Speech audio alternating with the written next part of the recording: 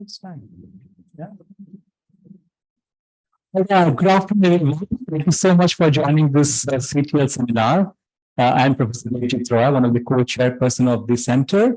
But we are excited and honored to have with us Professor Prashant Chintapalli from the Ivy Business School. Ivy Business School is very popular in IMA. I'm sure all of you read the cases of Ivy, right? So that's how this school is very well known, Prashant. On the managing product reusability under supply disruptions. A bit about he's an assistant professor in the business area, as I mentioned, at Ivy Business School. He has PhD from the UCLA, Anderson School of Management, and also production operations management. Such interest lie in analyzing operations issues faced by businesses and policy makers in emerging economies, with a specific focus on food supply chains. And we have done some very similar work in agriculture supply chains. It's quite a bit of stylized models, right? And there is one aspect who uses very interesting stylized models. Starting interactions of various stakeholders in supply chains, and often results in very interesting insights. It's also published in very interesting journals and science and so nature. So forth, also emerging economics doctors, right? When he was a doctor student. His teaching interest around courses in supply chain, operations analytics, information analytics, business analytics, operations supply chain, and so on and so forth. So without taking too much time from our speaker, let us be as well as the floor to you. And let's welcome him with a round of applause. Thank you so much. Thank you, Professor Devjit Roy, for the wonderful and kind introduction. I'm really honored to be here amongst you at IIM Ahmedabad. So today what I'll do is I'm going to present one of my papers, which is currently in the process of with the journal. So I can't vouch anything on the outcome, but still I think that we have done some substantial work here. Primarily, so we want to check whether some claims that are made by many of the managers or recycling or reuse managers in those verticals, if those claims are really holding true. But yeah, thanks for Devjit for organizing this, inviting me, and thanks to IIM Ahmedabad for hosting me today evening. Okay, great. So this here goes the title, Managing Product Reusability Under Supply Disruptions. So the motivation, let me tell you how we motivated this study. So this is a joint work with a professor at UCLA Anderson School of Management, Professor Kumar Rajaram, and my ex-colleague at IIM Bangalore, Nishant Verma. Okay. So the whole thing, it started off like I was during COVID. Obviously, most of the research these days is there's been a boost with a lot of COVID anecdotes, right? Motivating the research. So what we found, what I had, the problem during COVID was I wanted to buy a laptop. Okay. And unfortunately, the laptops were not available online. Okay. Now, the question that I had is, I need a laptop. Of course, I had one. Which was an old one, and then I wanted a new one better than the old one. And now how I'm not able to get a laptop, so then frustrated, I went and had coffee with Nishant, and then we were discussing, okay, what is this? How do we go about it? How will I get a laptop now? And then that's the whole thing where we got this idea. What will happen? Let us talk to people. So from the problem of getting a laptop, purchasing a laptop, it went to a research problem. Okay. So just to briefly motivate what happened with respect to electronics. So the supply disruptions, actually, they are very common in operations management, and that's where a lot of inventory management, sourcing practices, dual sourcing, multi-sourcing, your safety stock policies and all those, they are from because of supply disruptions. Okay, I want to meet the demand even when there is a dearth of supply. Recent examples, yes, COVID. So this is a coined word, chipageddon. I don't know how many of you know it, but what it means is the whole shortage of chips and how it got manifested from your maybe home appliances to auto to what all, right? Where all these chips are used, I think they had their repercussions all that in all those areas. The other thing that we had later that after that was Suez Canal. Okay, there was a blockage there, and many of the natural disasters, like maybe it could be man-made, wars, natural calamities, and so on. Okay, so we look at one, as I've said, one common strategy that has been well discussed in operations management literature is multi-sourcing. Dual sourcing is a special case of multi-sourcing, and of course your strategic inventory policies and so on. Yes, multi-sourcing is definitely useful. We have seen a lot of papers during 90s and especially early 2000s and so on, where they want to source from multiple suppliers, and it's useful in the short run, but can we do something, can we see this problem through a different lens? Okay, can we do something more is the issue. But the other thing about multi-sourcing was, say, for example, I wanted to source from 2 or 3 suppliers, but all of them were down during COVID.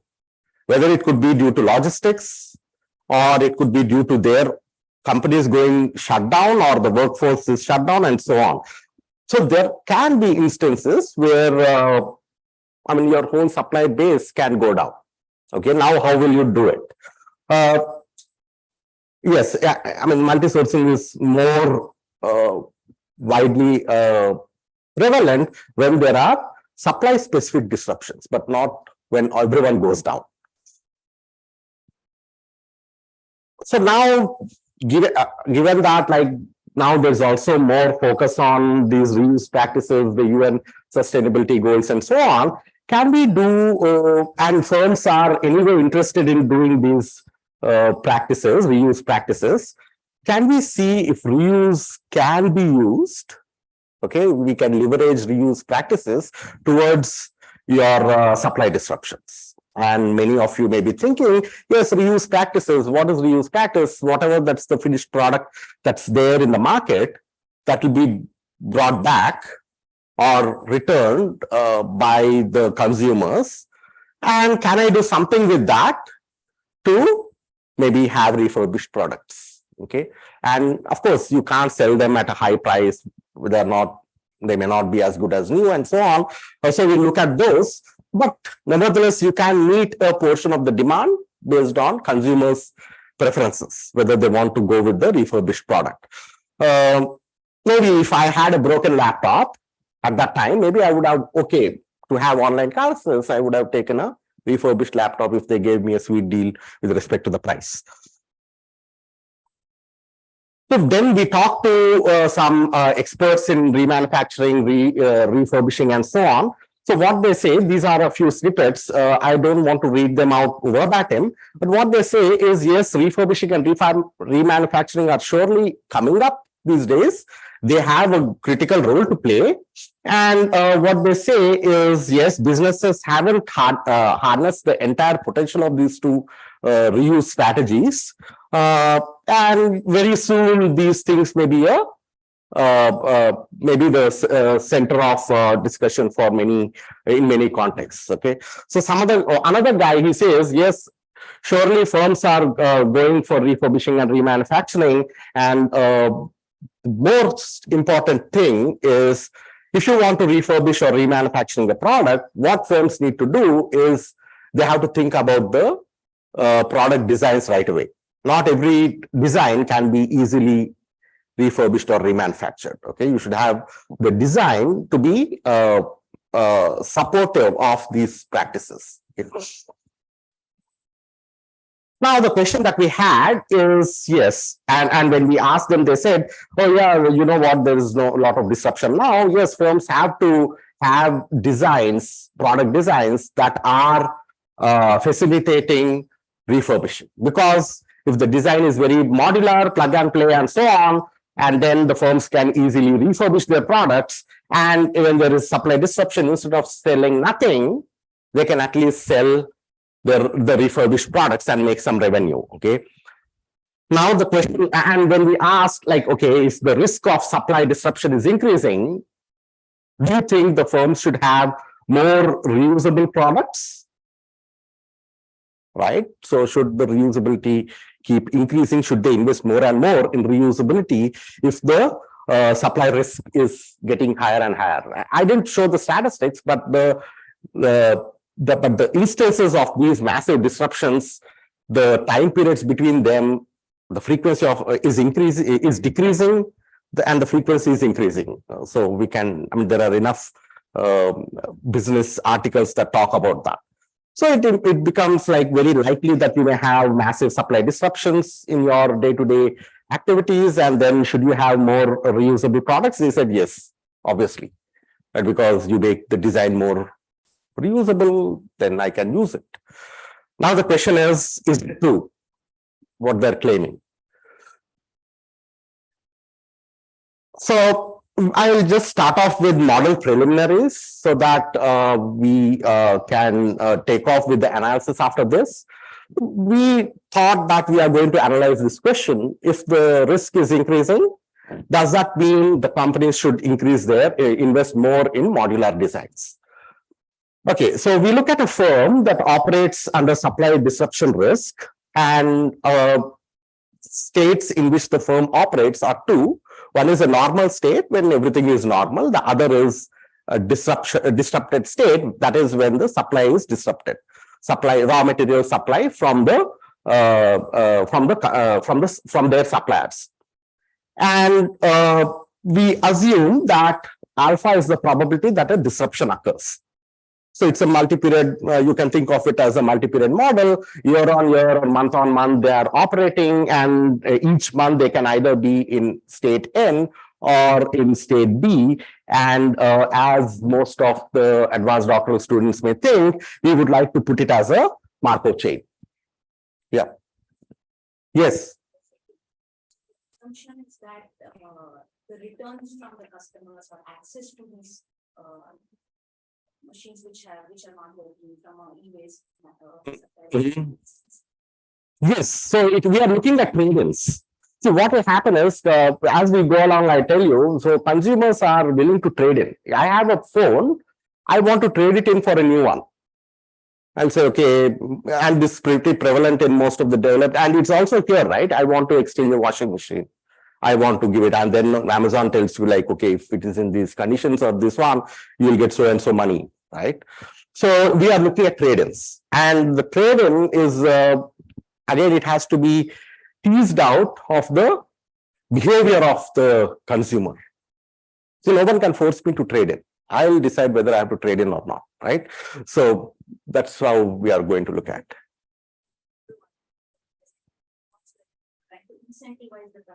Yes, we do that. We do that as well. But yes, yes. Yeah, David. Yeah. So this N is normal and D is disrupted. Yes. So why the probability is the same? Right. So what you could do is, what we did was, okay, that's a good question. What you are saying is probabilities are not same. Alpha is not half. That is 1 minus alpha is not equal to alpha. But the thing is, the probability of being in a normal state is 90% of the times you are normal. So this month is normal and next month is going to be normal 90% of the times. So 1 minus alpha is 0.9, but 10% of the times it could so happen that there is a failure in the next month. So alpha is 10%. But again, you are in so this month is again disruption. I mean, there's no supply. So next month being normal is again 90%. So 90% you'll go out of the disrupted state, but you can be again, consecutive disruptions can happen with 10% probabilities. But what you're saying is the probability that the disruption may arise, given that this period is normal, may not be same as the probability that the disruption will continue, that is next period is disruption, given that this period is disruption. So what you are saying is this transition from N to D, alpha, may not be same as D to D. Then, Also, yeah.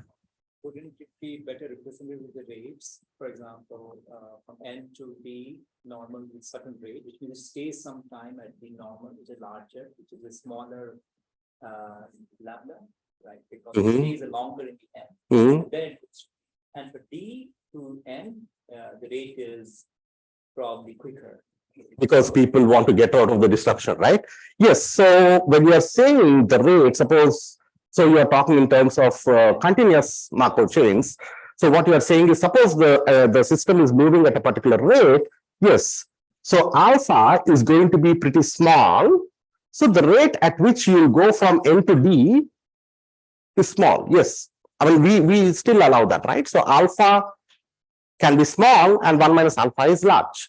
So the rate at which you flow from D to N is still large when alpha is small. So it's not equally likely that I'll be in N or D. Because if that is equally likely, then alpha should be half. And alpha need not be half. Alpha, in fact, could be close to 0. Because but it's not, at the end of the day, it's very close to 0. It's substantial, but it's not very large as well. One thing, disruption could be a variety of disruption. Yes. Floods, Yes. COVID disruption. Yes. So how do you kind of, some are very random disruption. Yeah. So, Regular. mhm. COVID is very. So do you have a scope of disruption? Yes. So what you are saying is the magnitude of a disruption. So magnitude of disruption is, yes, there are two types of disruptions in literature usually. One is the supplier doesn't provide what I had asked for. The second is the supplier doesn't provide anything at all. Okay. So the second one is a black swan. It's a massive disruption, something like COVID. The first one is something like I asked for 100 units and he gave me 90 good units, 10 were spoiled or something like that, which is captured through yield uncertainty of the supplier. So there, what you're saying is something like Kerala floods. I ask someone to give me, maybe I'm procuring some crop or something from there, and that guy gives me like a bad quality crop. Okay. Or I ask some logistics. I mean, I get 10 of the trucks, but I don't get another 5 of them. Right. So that is still manageable. It's a lower kind, it's a less harsh kind of a disruption rather than everything going off. And here we are looking at like the supplier is either working or not. It's an on-off kind of a disruption. We are looking at the so the motivation here is it's like a massive disruption. So that is when refurbishing, I direly want people take whatever that's there in the market, do something and sell it. If I have some trickling in supply coming in, trickling in, then I can still manage to do some new sales. So we are looking, yes, from that aspect, we are looking at a discrete, and that's the reason why we all put it as a discrete. We are looking at either the supplier is working or he is completely shut off. In fact, all suppliers are completely shut off. Okay, and does refurbishing, and because this is the most extreme case that anyone can think of, and does refurbishing, what's the value of refurbishing in this extreme case? Okay. Okay, any other questions in the model setup? Okay, good. So we, yes, we took it as alpha is the probability that a disruption can occur in the next period. I can be in a disrupted state. And 1 minus alpha is that I transit into a normal state in the next period. Alpha could be any, it's a value between 0 and 1. And that's the probability of occurring of supply disruption in a particular period. Yes, and then these are the monetary parameters, economic parameters. P is the unit price of a new unit. I'm selling a new laptop. New laptop is priced at P.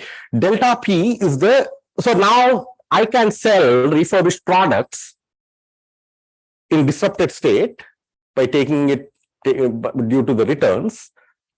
And at the same time, I can also sell them in the normal state, right? Now we have Amazon refurbished or certified products and so on. They are refurbished as well. So what we see, what we assume is in normal state, when everything is normal, While P is the price of the new unit, delta times P is the price of a refurbished unit in a normal state. But in a disrupted state, I may not sell that refurbished unit at the same price as in the normal state because I know that there is dearth of material. I should, the firm should have a lever to price it differently. So what we do is X times delta P. So it marks up X times its normal price in refurbished state during normal period to set it as the price in the disrupted state. Yes. No, I just want to know if this is a decision variable. Yes. Yes. But you expect it to be greater than 1. It depends, right? So I'll tell you, it could be lower than 1 because if I want to have, that's a good question because in normal state, there are 2 types of customers. I can sell new units and old units, but in a disrupted state, even if I have a new unit, people want new units, I'm in a position not to sell them. So I have to capture a larger market. Maybe I want to put X less than 1. That's okay. It's possible. Yeah. Although are the consumers following it? Because are there any prices, donation considerations coming through? Pardon? Are the consumers homogeneous? With respect to? Prices, donation, kind of an argument coming up. So homogeneous with respect to what? Like, is there valuation of the product? Yeah, or Yeah, there's some learning costs or something. we do assume that they are homogeneous, they are heterogeneous, and we assume that they are heterogeneous with respect to the value of the product. Heterogeneity among consumers is also that's where the behavior of the consumer comes out.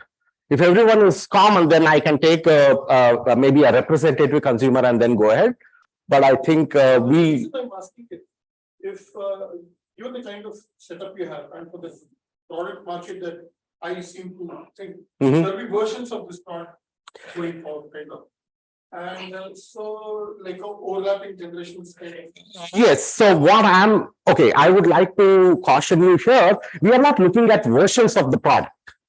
It's something like, okay, you are saying Windows 10, Windows 11 and so on. I may refurbish. Right. I buy Windows 10. Yes. So we are not looking at the version problem. What we are looking at is I have a product.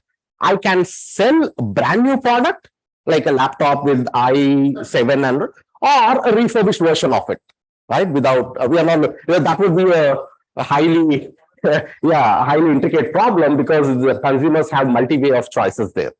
Okay, but yeah, thanks for those questions. Yeah, Ankur.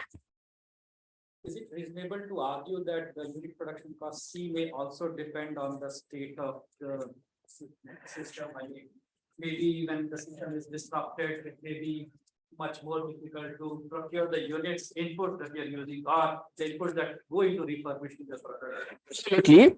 But yeah, so I would like to rephrase your question. So what we are saying is C is the unit cost of production of a brand new unit. Okay, I have to get RAM, processor, everything new. I have to do some labor on it, and then I incur some cost C. So what we are looking at is, so recall, it's not like a Kerala floods or something like that, that it is, I have to spend more on the logistics now to get the raw material. The raw material is never going to come. But yes, when you're refurbishing, the refurbishment cost may not be, in fact, it won't be C. So that cost differential we take into account. Okay, yeah, so cost is different for refurbishing. Okay, good. So then what we'll do is, yes, that's the price in the disrupted state could be X times delta P. X could be more than 1, less than 1, and so on, depending on how much market you want to capture. It's all profit maximization. And C is the unit production cost of brand new unit. And of course, when you are refurbishing, it could be somewhat different. So now here comes the consumer heterogeneity. Consumers have a valuation V, again, uniformly distributed, it's a Hotelling line, for a brand new unit. Okay, the heterogeneity, some people don't value the don't value the product. Some people value it very highly, 0 to 1. But for the refurbished unit, old one, they have a lower value. Okay, R times V, where R is less than 1. So no matter how heterogeneous people are, if you catch hold of a particular consumer and ask, do you value a new product or an old product? That guy is going to say, I want a new one. Okay, no matter whatever the heterogeneity among the consumers could be. Okay, so then here comes these two things which are important. Theta, because now what is the decision of the firm? How much reusability should I design in the product? Theta, we abstract it in a parameter theta. Theta is the level of reusability in the product. The higher the theta, the more reusable the product is. So the lower the cost of refurbishing that would be. It's easier to operate it on the line. It's easy to dismantle. The design is like more modular and so on. So higher the level of theta, the lower will be the cost of refurbishing. And all said and done, refurbishing could be cheaper than making a new product for any, even if you don't have any reusability. It could be, right? So what we assume is, even if theta were to be 0, you don't embed any reusability. There is an intrinsic cost advantage of refurbishing. So phi, we say, is less than or equal to 1. In the worst case, it could be 1. Okay, which is just a parameter. We thought that, okay, contrasting between reusability and refurbishing and brand new production. Yes. What very interesting if you relate phi to R. If we Relate that phi to R. phi to Because R, okay, why do you think so? R is, it reflects the quality of the refurbished item. Okay. And therefore, I would say that it should figure in the cost of making the item. And that would bring in interdependencies, might just make it a. Okay, yeah. So I hear you. What you are saying is, So let's say alpha R. Just R. right, maybe. So what R says is R is completely on the consumer side. See, I value this. Suppose I value this clicker at 1 new brand new unit. If someone used it and they're selling a second-hand one, I'll value it at 0.8. Okay, R is 0.8. This is from the production side. I mean, how efficient is my line? So, yeah, fee is very small. That means like I have a huge efficient refurbishing line. Should I accentuate that through refurbishing, through level of reusability is the question. So maybe there may be scenarios where they both are related, but here we didn't do. I just find it fun to think about. Oh, okay. Maybe I should think about it as a, Bring in yes. some fun. Yeah. Okay. So now the consumers, so when they, now this is the refurbishing part. Now the consumer behavior to trade in. Consumers, so extant literature, what it says is consumers tend to trade in their unit. Some people who want to have, I want to have the latest phone in the market. Okay, then they're very frequent trading. They go on trading in their phone. Okay, any new version out, I'm going to trade in. Some people, they say, okay, I want a functional phone. I have so much of stuff in it. I don't want to trade in. Okay, so there is a exogenous trading intrinsic factor that decides like whether a consumer trades in or not, apart from the economics, right? How apart the money that a transaction that happens, that will definitely entice me to trade in. But apart from that, consumer is like, the mental attitude is like, should I trade in or not? In fact, there are a few papers which I don't cite here. They say that I don't want to trade in very easily because I'm more cautious about the environment. As long as this thing is working out, I don't want to put in e-waste into the market and so on. There are evidences of that, but what we assume here is there is a exogenous lambda factor less than 1. We say is that, will a consumer want to trade in intrinsically? Yes. Okay, I want to trade in. Then look at the money part. Okay, is it viable to trade in? I don't want to trade in. I'm in the 1 minus lambda part. Okay. That's good. And then, of course, here comes the enticing part. Should I entice the consumer to trade in? What we assume is the firm is going to pay. In fact, this could be a decision variable. We make it later on. The firm will pay V times P as a trade-in fee. So $1,000 is my phone. I go and trade in. That guy says, okay, you will get 10% out of it or 20% out of it as a trade-in fee. Okay, 200 I give you back. You use the 200 to buy a new one. Okay, yeah. So, just confused. So the consumer can trade in. Are they trading in their old laptop? Yes, Getting this. a new one. But they talk about disruption when there is no availability. Yes, so this is in the normal. So that's normal state. You can trade it.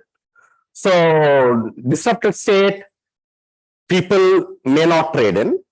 But here, what we are assuming is we have enough evidence from mobile phones and other electronic gadgets where people do trade in with back orders. Okay, so this paper is with back orders. We are working on a other paper with loss, no back ordering of demand, which is in the process, but I'm not, this paper is on back orders. I'm going to present it with back orders. So no back orders it could be simpler because the firm knows, okay, if there is a disruption, this guy is not going to give because I love my clicker. If I'm not going to get a new clicker by exchanging it, I'm not going to give my clicker. But here, even if they give and they are okay to back order, is it still beneficial to improve reusability is the question. That's it. You had a question? No, theta is a decision variable. That's the whole thing. How much theta should I keep as a firm? So firm has many decision variables. Theta, X, should I put it more than one, less than one, and so on.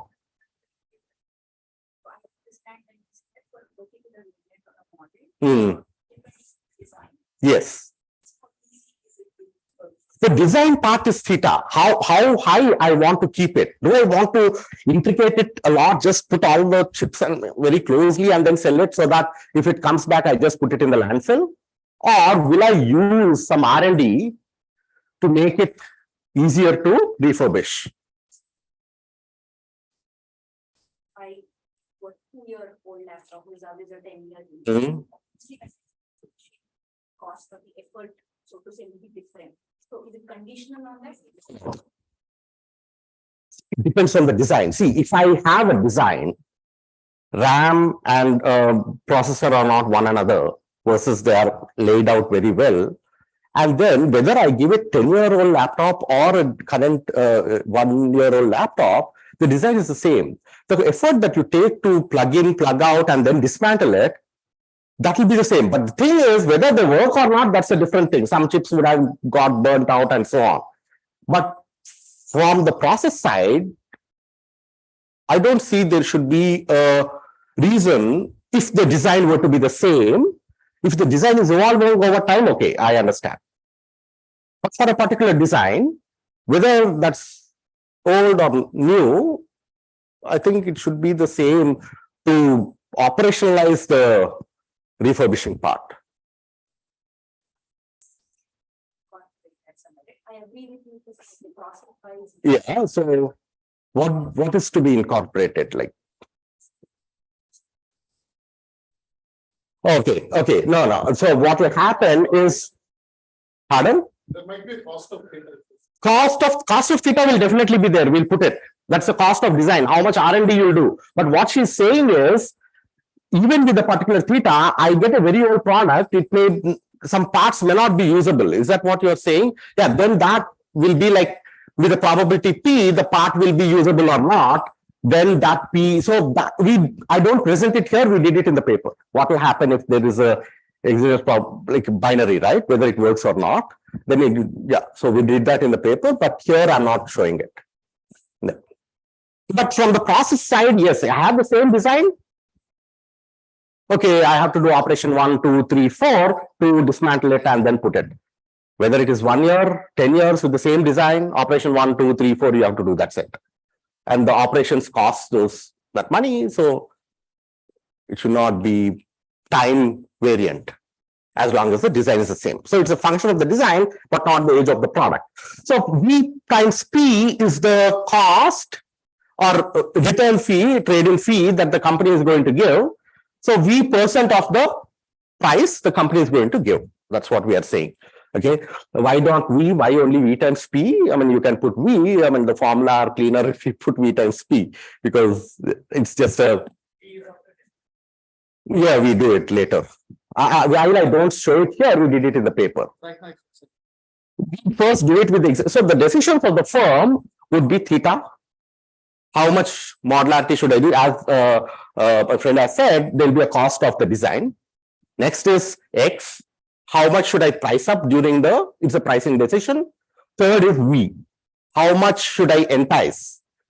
Right? Because there is a trade-off. If my design is very lousy, and it's very costly to refurbish, I don't want to entice many people to give the, what will I do with those, right? If my design is really efficient, then maybe I want to entice people through V, because I'll also save on the design costs. I can spend some money for enticing them and so on.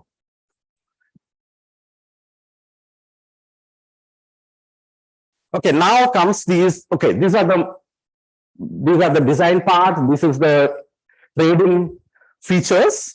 How much should I entice and so on. Now comes the actual inventory portion of it. Some notation. It's a notation heavy, I do understand. But apologies for that, but I need it. So Xi N is the demand for new units. And in every month, people are coming, there is some demand for new units. Xi E, I mean, we have to derive them, but just like I'm getting to the notation. Xi E is the number of trade-ins. How many people are who already own the product, they're coming and giving it to you. Xi N is number of people who want the new products. Xi 0 or Xi ON or Xi 0N is the demand for refurbished units or old units if it's a normal state. Because in normal state, I can sell both new units and refurbished units. Xi 0D is the demand for refurbished units in disrupted state. Why could they be different? Because obviously I'm pricing them at different levels due to that X. Okay. Good. So now what about this? Yeah, we assume the firms accept 1 period old trade-ins. That is in the sense like this is for tractability. And what we say is if the product is 1 period old, then the firm will accept it for trading in. Otherwise, they don't. But in the appendix, we extend it for any lifetime of the product. And we won't get any tractable solution if it's any lifetime of the product. But this is also not very restrictive because the firms at the end, they have a life. See, if I use this product, if this clicker for about 20 years and I go and try to trade in, then that guy says, okay, fine, I'm not going to take it. We can see that in very much in televisions, music systems and so on, right? I go and take it. Even though he can use those products, they say that, okay, come on, I don't want to take it. Even if I take it, I have to dump it in landfill. So they have a valid life, which we don't get into that mechanics here, like how old and what is the benefit of trading in and so on. But we make an assumption saying that 1 period trade-ins they'll allow. And in appendix, we extend it to any random or any arbitrary number of periods. Account for this explicitly in the model? Yes. So when we make the profit functions, we account for it. Now, this is a timeline. Okay, you can read that, but the whole thing is summarized here. So the most important thing is what are the inventory demands and trade-ins and demand for all units in each of these transitions. Suppose I take a time period T and I'm transiting to T from T to T plus 1. So current state in period T could be N or D. And where I land in T plus 1 could be N or D as well, right? Suppose I'm going from N to N, everything is normal. What will happen? People who purchase the product at this time, new product, then at the start of the period, by the end of the period, they will have elapsed 1 period. So they are entitled for trade, right? So Xi E will be the trade-ins at the end of period T. Okay. Now, what will be the new unit demand in period T plus 1? Yes, in the period T plus 1, I'll get another Xi N for new units, but I have a liability of Xi E, people who traded in, I have to give new units to them, right? So the total demand for new units or new unit sales will be Xi E plus Xi N at the beginning of this period, T plus 1.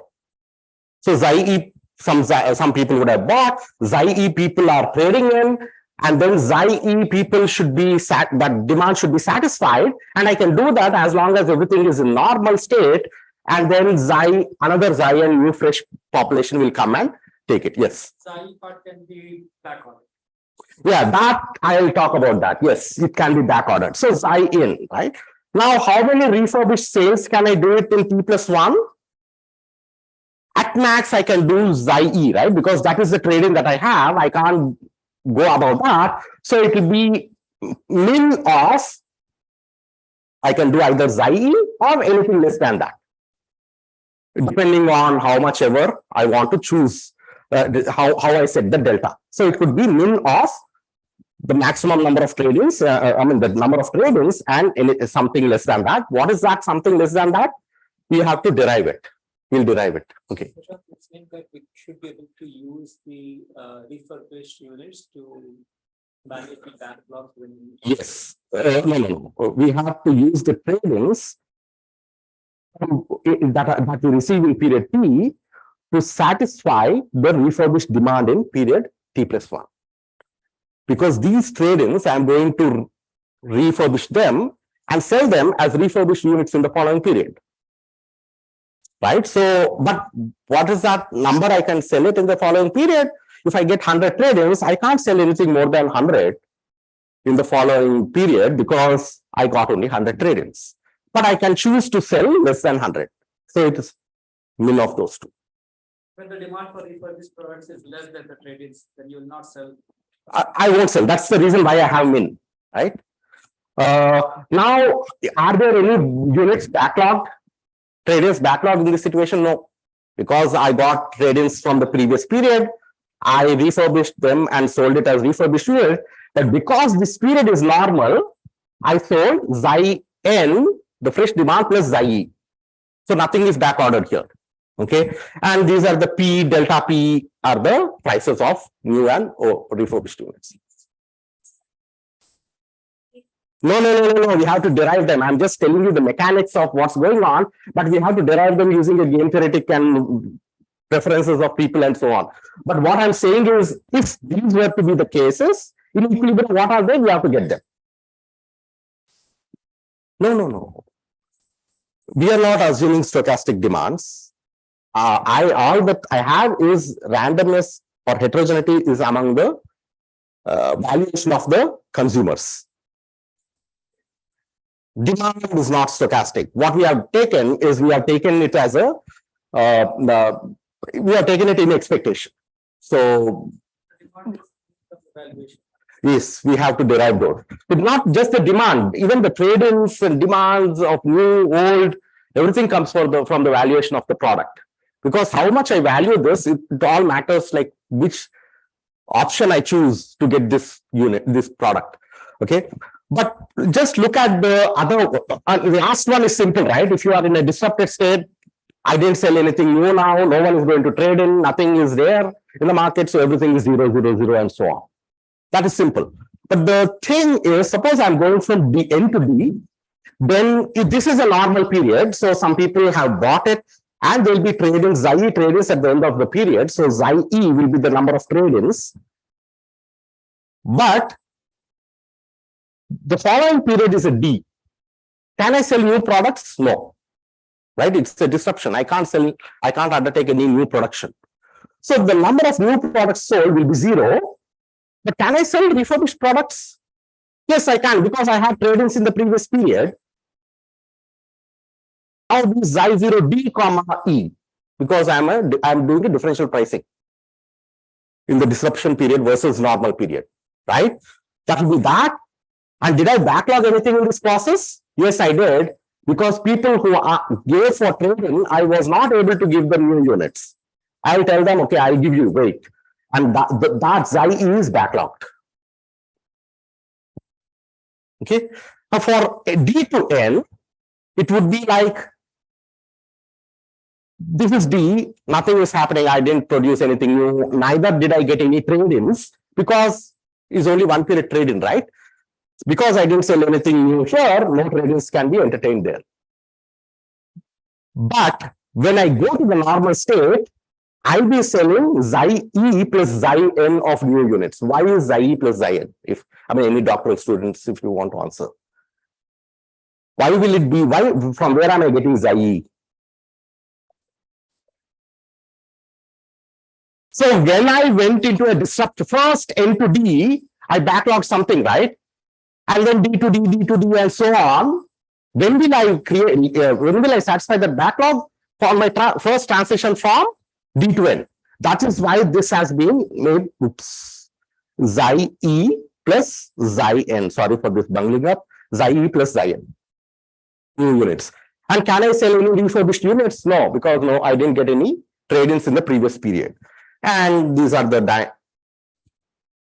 monetary parts are pretty clear. And this is just a notation. GNN is the reward. I go from N to N, I go. What is the reward I pick up? GNN. N to D, I go. What is the reward I pick up? GND.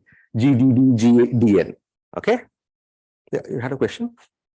Both of you, yeah. Or maybe, okay, yeah.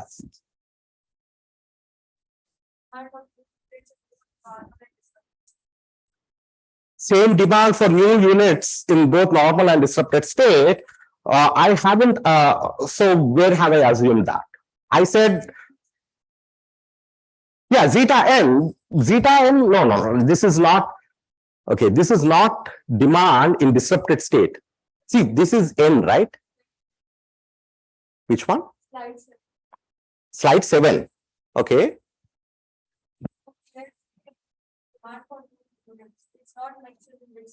Okay, demand for new units for a particular price P. How many people will be asking for the new unit? So wouldn't it be different for both the states?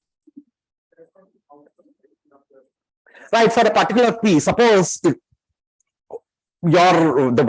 demand is dependent on the price. And if it's suppose it's a disruption state now, I just say Amazon says, okay, this is 50,000 rupees. It's a disruption state for a new unit versus a normal unit, a normal state. The people who are willing to buy that new unit, the portion of the market that remains the same, right? Because and secondly, there's no way that they can get it in the disrupted state, the new units, because there's no production. Have I clarified? No. It's a valuation, right? As long as my valuation is more than the price, I'm going to choose it. So it's a demand, it's not the sales. See, this is a demand, this is not the sales. The sales is zero. In disrupted state, the sales is zero. See, the sales in the disrupted state is zero. It's just a demand. Demand may or may not be converted to sales. But demand is dependent on price. You had a question. Yeah. So I understand it's like a steady state kind of. Yes. But if I were to press, would there be a sequence of, theta, V, and P as to which one comes first? Are they simultaneous? Yes. So, okay. One thing is because it's a single firm, whether you do it a sequential optimization or a simultaneous, it doesn't matter. But what happens in practice is it's more important the sequence matters, because should the cost of refurbish the theta, should it be accounted per state or at the beginning? You mentioned the design matters. Yes. So first the product is designed and then the pricing is done. Right? So that's the reason when we are making the objective function, we have k theta square something out. So it's design and then you price it, because price is more a flexible lever than design. Once designed, we can't do anything much. Yeah. You have a question? Disruption stage. We have assumed that there is no sales, that new sales. Production of new units. So even if there is demand for new units, no sales of new units will happen. Yes. As far as disruptions for one period, because after the second time there is a disruption period, I will not have anything coming in for my. That's the reason why it is, if you're doing from D to D, it's zero. though we kind of motivated in disruptions, the decisions of theta, V and X largely depend on the refurbished sales that happen in the normal period, isn't it? Because It depends on, no, because if you are, it depends on how frequently you are going from N to D. See, whenever I go from N to D, am I able to make money through refurbished sales? Right, right. So if alpha is pretty small, what do you think will happen? I'm spilling the beans. If alpha is pretty small, the fact that I'm going to go from N to D is unlikely, then what do you think will happen? Right? There'll be, and then being in D is very unlikely. So there'll be more, even if there is disruption, there'll be more of N to D kind of a transitions than D to D transitions.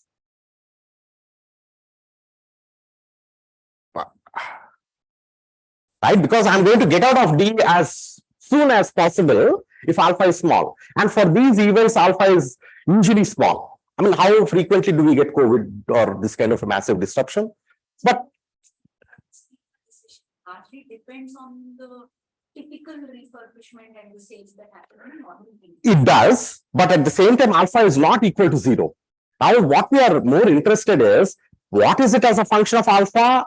That's not the research question. If alpha is increasing, what will happen to theta? I'm talking about the sensitivity rather than, is it always true? What the manager said is, if it is more likely to get disruptions, we have to put more and more reusability. We have to invest more on that. The question is it true that you will do that always? Right. So I'm talking about this. So you had a question? Okay. I hope everyone is coming with me, right? So I didn't lose people. Okay, good. Now, once we understood these transitions, things are simpler. So let us look at the consumer purchase. How much time do we have? 10 minutes? Oh my God. Okay. So this I'm going to this is a consumer behavior. So when does the consumer want a brand new unit? This is all microecon, right? V minus P is the valuation that I get is more than the valuation of a old unit. And I have to have a incentive compatibility IR and IC constraints. And then if I do it, then what's going to happen is, in a normal state, this is how the market segmentation would be. People who value the product very highly, they want to buy the new one. Obviously, it appeals to our intuition. People who moderately value it, they're okay with to get the business done with a refurbished one. They don't want to spend more. People who don't value it low, they are going to ignore the product. Okay. Now, this is where I get Xi n and Xi 0 n from the market split. Okay, so two of them I got, Xi n and Xi 0 n. So now what will happen to the next? Now, what is the trading behavior? Trading in behavior. This is more important, right? So if I trade in, if a consumer trades in, what's he going to get? He is going to get first the trade-in refund, V times P, plus he's going to get the new unit in the following period, right? Will I get it for sure? I don't know. Then I may not get the unit, right?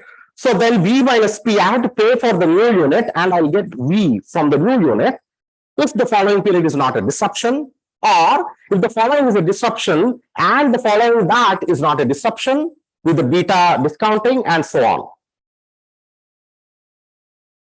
Right? I may get it immediately next period, or the period after that, or 2 periods from now, and so on, of course, and there should be some discounting as well.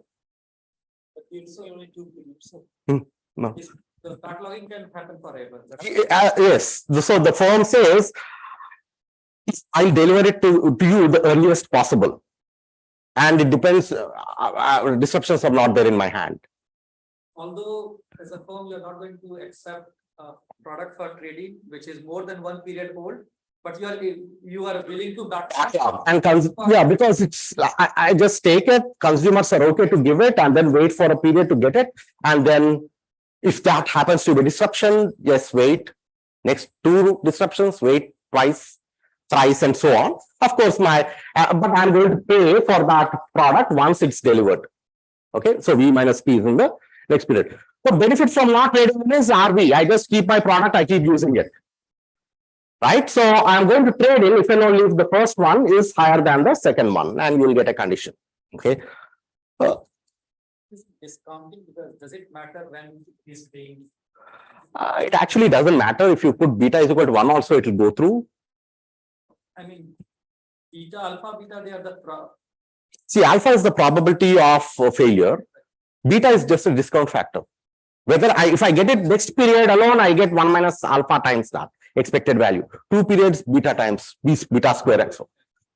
backlogging and all those for 2 periods will matter. No, that trade-ins is only 1 period. Backlog could be anything.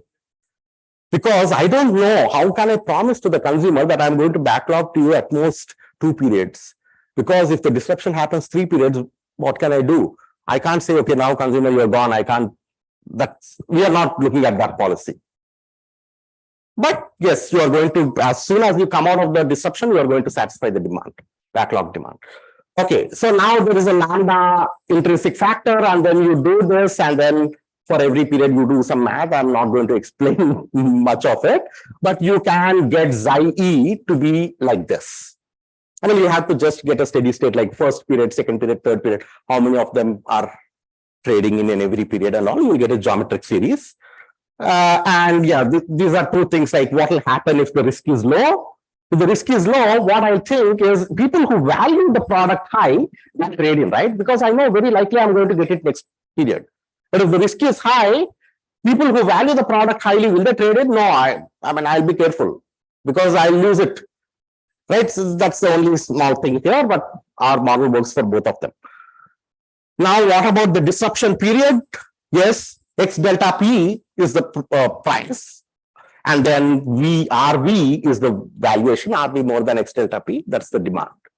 Okay, good. Now, transition payoffs, this is simple. Like based on that table, I just put these, the revenues and then you do the Markov chain to get the steady state probabilities. You get the probability of being in N as 1 minus alpha, being in D as alpha. So this is contingent on, conditional on being N, what is the profit? Contingent on being D, what's the profit? This is a steady state when Markov reward process. And then you get the net profits finally. And here comes the cost of design, right? Because it's a one-time cost. Now you do for a given V, later on we endogenize it, but what is the theta and X? How much reusability should I embed? How much overprice or how differently should I price the in the disruption period? Delta P, we didn't want to endogenize all of them because it will be a mess at a shot if we do it, but we sequentially did it and we have results in the paper. You can also you can endogenize delta as well, how much discount I want to give in normal period. P, we didn't. Fortunately, the editor also said, okay, fine, because it's too much. So we'll see. So now let us look at this naive thinking. If I increase the reusability, the cost of refurbishing is going to go down, the margin from a refurbished unit is going to increase. If I reuse the product during disruption, what's going to happen? I can improve the raw materials, I can refurbish it, and I can make some sales. Now, higher margin and more sales, what should it give you? Higher profit, right? R and demand, I mean, sales and price is increasing. But is this true? Is the question, okay? So these are the 3 questions that we ask. Due to the time that I have, I think I have 3 minutes. I still tell you the research questions here. But yes, the thing is, if as alpha increases, as the risk increases, should I increase theta? You know what theta is. Should I increase X? Yes, it's scarcer now. I'm going to overprice. Should I do that? And then what is the best thing between these 2? Which of these should I do? When should I do? Okay, some math. You optimize it with respect to X and theta, you'll get these. I'm not going to talk anything here. It's just expressions, closed form expressions. Now, the meat of this whole thing is here. Now, if alpha is increasing, supply risk is increasing, there are 2 things that the company can do. There are 2 strategies. One is you make the product more reusable so that your refurbishing cost is lower and make profits. The other thing is just keep quiet. I'm not going to invest in my reusability. Yes, it's disrupted now. Let the consumer pay high price for it. So either you absorb the product, the risk, or you transfer the risk to the consumer. You absorb it through your product design, or you just say, consumer, I'm not going to do anything. It's the world is like that, disrupted, just pay for that, pay for it. Okay. Now both of them are viable. Firm can do either of them, but what is the strategy? Which one should the firm choose and when? Okay. So very quickly, I'll give you a flow chart. This is one proposition that we found. What we see is depending on the magnitude of the supply risk, if the risk is high versus the risk is low, what we see is if the risk is high, you always make the consumer pay for it. I'm not going to take up the job as a firm. Okay. If the risk is low, then what you are going to do is, if the price that I'm going to get from my refurbished units is substantial, that is delta is high, then I'm going to absorb it. Otherwise, I'm going to transfer the risk to the consumer. In the hindsight, retrospection, it seems intuitive, right? If the risk is very high, okay, I'm going to transfer it.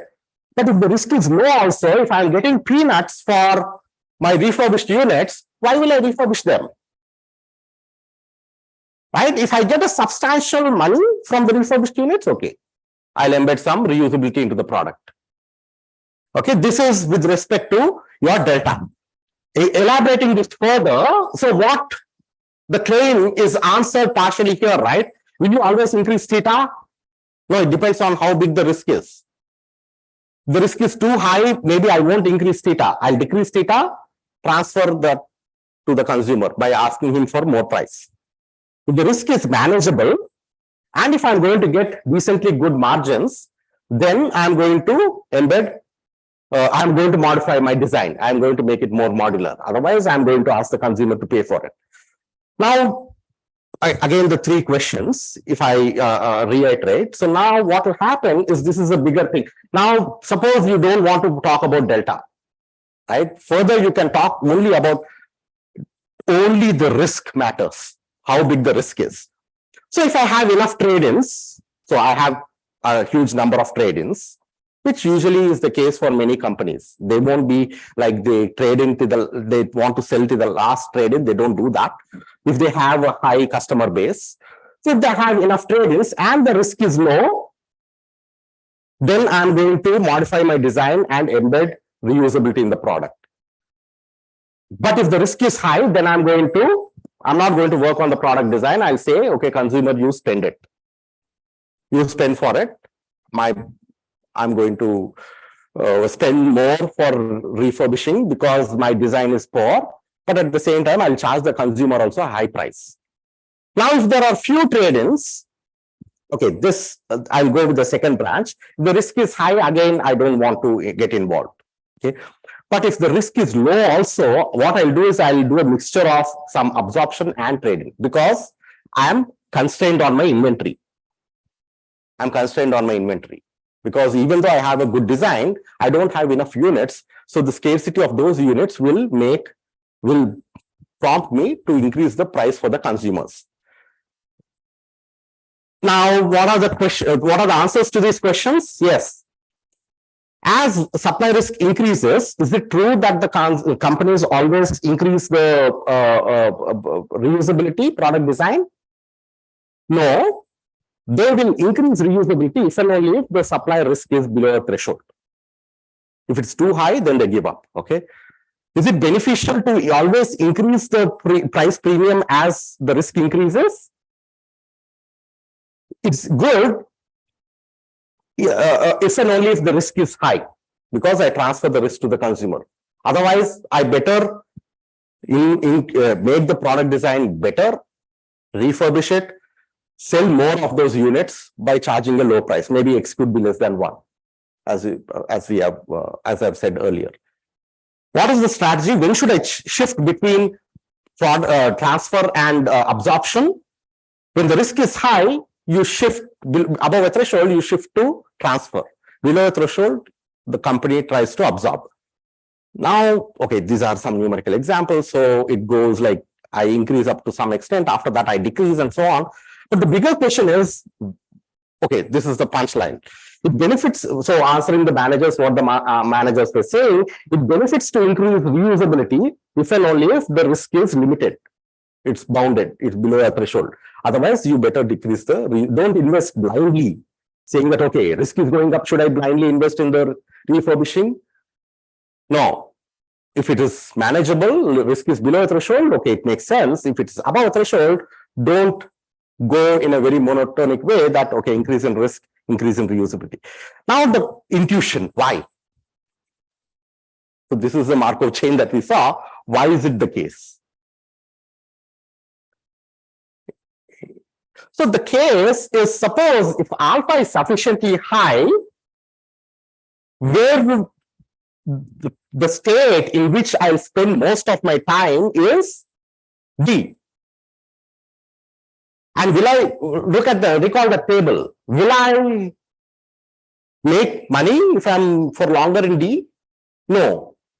So what the managers, when we interviewed, what the managers were saying is they were looking at a very bounded period. Okay, if I get it. But the thing is, if you are in disruption over and over, then it may eat away into the profits of the firm. So that's why we say that, okay, to some extent of disruption, it pays off to invest in your product design. But beyond that, maybe at least this one seems to be a bit, you should be more conservative on the strategy. Maybe you should look at some maybe safety inventory or whatever. I don't know what that is. So that's the whole thing. So that K theta square, I don't want to invest K theta square. I better get some benefit out of the theta, which will not happen at least if alpha is pretty high, which will happen if alpha is below a threshold. Let's stay for too long, then your investment in reusability is not going to pay. It's not paying off. It's a dead investment. So that's what they were more myopic in answering that, getting that strategy. But yeah, maybe a longer horizon has to be taken into account when making that decision. And yes, it may not be very wise to over-invest in the design. Just looking at the risk, as risk is increasing, yes, we have to invest more in the design so that I can sell at least refurbished units. So that you recall that two things, right? I had the two trains, like higher profit, higher margin, higher sales, higher profit. That is a very myopic way of thinking it.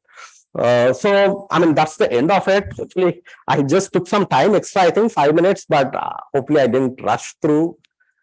But the whole meat was getting the setup right. After that, the intuition is quite trivial, quite simple. I don't say trivial, but it's simpler than what we had thought. Okay, yeah, I'm good. Can you recall what was how did you model the trading behavior of the customer? The customers, okay, I think the better way to is go.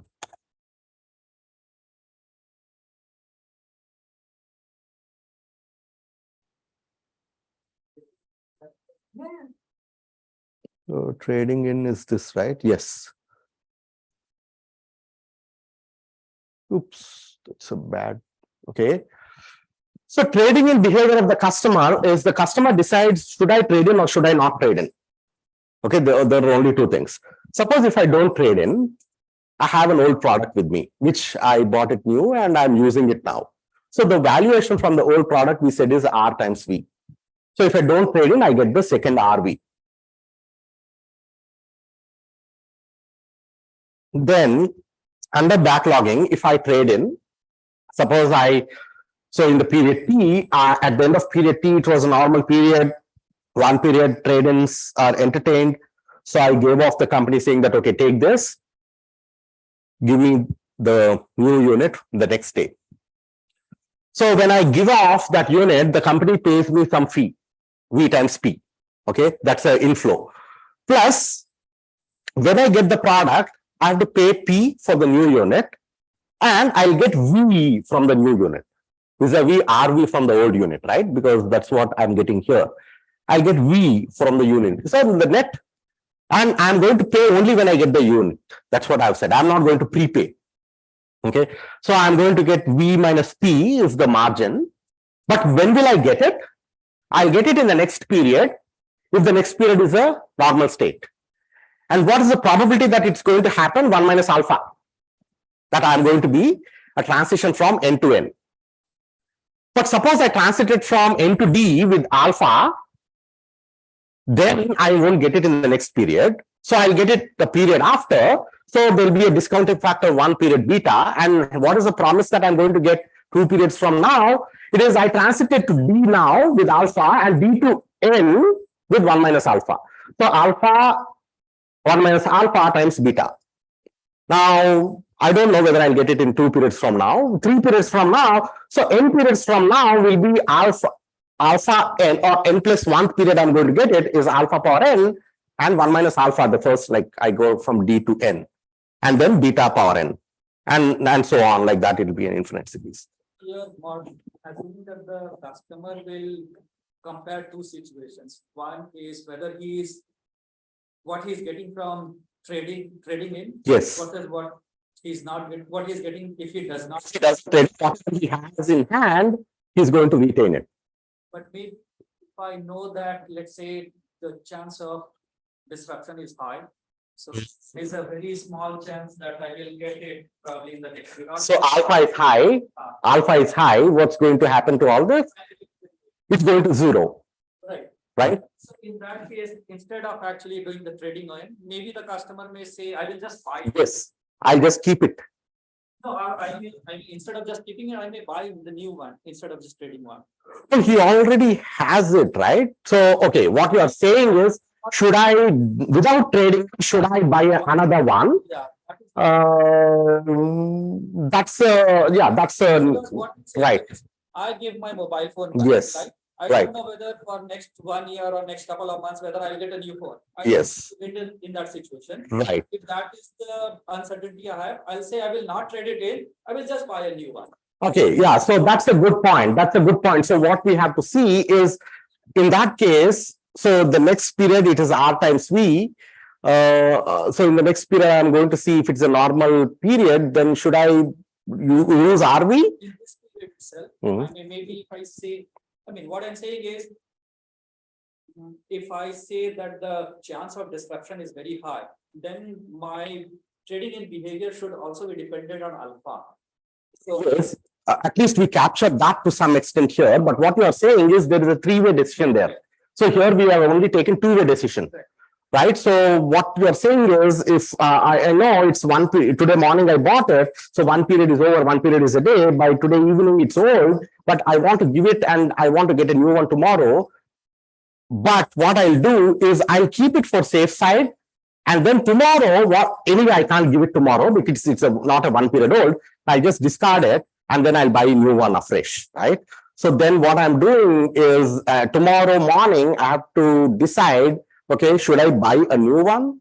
Should I keep an old one? Or should I buy an old one? Right? Definitely, I'm not going to buy an old one because I already have an old one. So then I have to decide, should I buy a new one versus old one? Okay. Yeah, that's an option that I think, yeah, it's like you are just, for safety side, you are keeping it, but you are discarding it otherwise. Yeah, that's a new one. Maybe we should include it as well. Yeah, thank you for that. Yeah. Yes. does it help if we account for lambda in this? So lambda is completely intrinsic. What I mean, to answer his question, you are saying what Professor Ankur is saying is, sorry, Sachin, I did it. Sorry, Sachin, I am sorry. You should have told me. I am bad at names. So what Sachin is saying is, he's saying, should I keep it for safety? And that is driven by the utilities and mechanics of it, by the money part of it and valuations. But lambda is completely independent of that. Lambda it's intrinsic because like what will happen is, suppose I don't want to use the product. It's something like, if you look at the marketing literature, with some lambda, people want to continue it could be loyalty or whatever. I don't want to give a name, but it could be because of many factors. It's just intrinsic. I just don't want to use this, Logitech clicker from tomorrow. Who are interested in, so it could be like fad driven. Okay, I want to have many youngsters, they want to have the latest phone, then they are intrinsically they want to trade in. Right, so that is what lambda is. Lambda is, so we made it disjoint. Yes. So given that I am intrinsically inclined to trade in, so I'm in 1 minus lambda versus lambda. I'm a youngster or something like that. I want to be on the top of the fashion, then I'm on lambda. 1 minus lambda is I'm okay, fine. I don't. Given in lambda, I'm in lambda. Now, is it viable for me to trade in with respect to money aspects? Suppose even if I'm in lambda, as Professor Sachin was saying, suppose it's for sure that I'm going to go into disruption. Will I trade in? I don't want to trade in. Right? Because alpha is 1, I'm not going to trade in, even if I'm intrinsically inclined to trade in, because I'm not going to have the product. So now that alpha pat and all that will come when in the evaluation of your valuations. Maybe what he's saying is, now that you know that alpha is very high and you'll decide not to trade in, maybe what he's saying is, shouldn't lambda itself be a function of alpha? Oh, okay. What you are saying is lambda to be a function of alpha. Do we want that? The question is, at the end of the day, we just want, is this number of people who are willing to trade in, is that decreasing in alpha, right? Because you are making multiple interactions, but I split it as if like there's an intrinsic part, there is a valuation part. And as alpha is going up, yes, we can see as alpha is going up, I don't want, we can go into the math, and then this is the, first of all, I should have bought a new unit to trade it. So that is this part. And I should find it viable to trade it. So this is the viability part, this is the feasibility part. So I should have bought a new unit. I hear what we are assuming is the company is not allowing to trade in refurbished units. And many people don't do. If it's refurbished unit, they say that, okay, no returns, no trade-ins and so on. So that's what we are assuming. And in that case, when alpha is sufficiently high, we can show that gamma is decreasing in alpha between 0 and 1. So then what will happen is this part is going to, that part you can show that this xi e is decreasing in alpha. You can show that. Yeah. Quick question. Yeah. Where is the volume coming into picture? Everybody is buying 1 unit. They're holding 1 unit always. Like how is that? So yes. So what we have done is the volume part will be we have scaled the whole market to 0 to 1. So it's a numerator. We have scaled it. So volume, if we want, we can just multiply it by a factor or something like that. It will be a multiplier. So what we are looking at is we are looking at a representative consumer as we would do in most of the situations, and then you have just one question about notation. What does gamma and k refer to? Gamma and k. Okay, so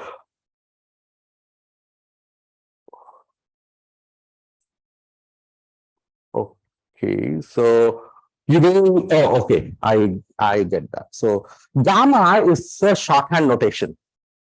See, the gamma, what I want to do is I don't want to write a messy expression always. So what I write is I write gamma is equal to this. See, gamma of alpha is 1 minus alpha over 1 minus alpha times beta.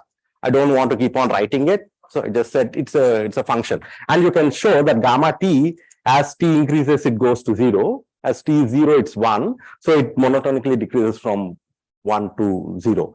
Okay, so that you can show. And k, I think if I hope, so what they're saying is maybe they're talking about this k, which is nothing but you had that k here, k theta square.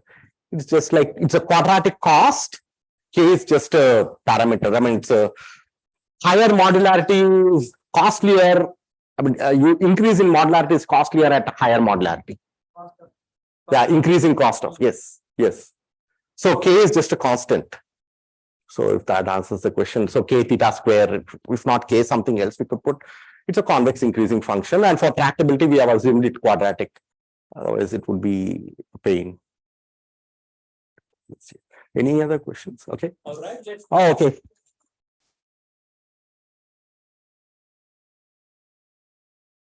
All right, so. Thank you. Oh, yeah, thanks a lot. And so, and I think done. Okay, I should apologize to Professor Sachin, like I for taking the name wrong. Yes, so I'm getting old. Show that you still remember some of our questions. No, I do, of course, yeah. And yes, signs of getting old. Remember the ones who are more popular. No, God. Yes, sure, of course, yeah. Thanks for this wonderful memento, and I think I should remove this. Yeah.